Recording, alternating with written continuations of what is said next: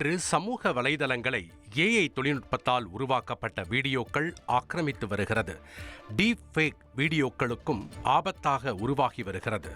இந்த சூழலில் மத்திய தகவல் தொழில்நுட்ப அமைச்சகம் தகவல் தொழில்நுட்பம் விதிகளில் திருத்தம் மேற்கொள்வதற்கு பரிந்துரைகளை வழங்கியிருக்கிறது. அதாவது ஏஐ மூலம் உருவாக்கப்பட்ட வீடியோக்கள், ஆடியோக்களில் இது ஏஐ தொழில்நுட்பத்தால் உருவாக்கப்பட்டது என்ற குறியீடு இடம்பெற வேண்டும் என பரிந்துரை செய்திருக்கிறது. அதாவது வீடியோ, ஆடியோ காட்சிகளில் 10% குறியீடு இடம்பெற வேண்டும். வீடியோவை பதிவிடுபவர்கள் குறியீட்டை செய்ய தவறினால் ஃபேஸ்புக், யூடியூப் போன்ற சமூக வலைதள நிறுவனங்கள் ஏஐ உருவாக்கிய உள்ளடக்கத்தை முன்கூட்டியே கண்டறிந்து குறியிட வேண்டும் என பரிந்துரை செய்யப்பட்டிருக்கிறது.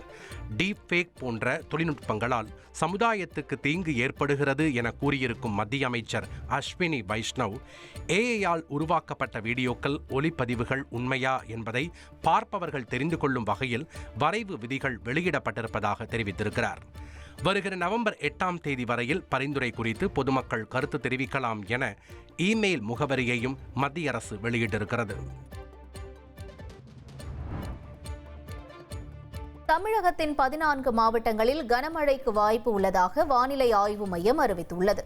அதன்படி கோவை மாவட்டத்தின் மலைப்பகுதிகள், நீலகிரி, ஈரோடு, தருமபுரி, கிருஷ்ணகிரி ஆகிய மாவட்டங்களிலும், திருப்பத்தூர், வேலூர், ராணிப்பேட்டை, திருவள்ளூர், கன்னியாகுமரி மாவட்டங்களில் ஓரிரு இடங்களிலும், திருநெல்வேலி, தென்காசி, தேனி, திண்டுக்கல், புதுவை மற்றும் காரைக்காலில் ஓரிரு இடங்களிலும் கனமழைக்கு வாய்ப்பு உள்ளதாக தெரிவிக்கப்பட்டுள்ளது.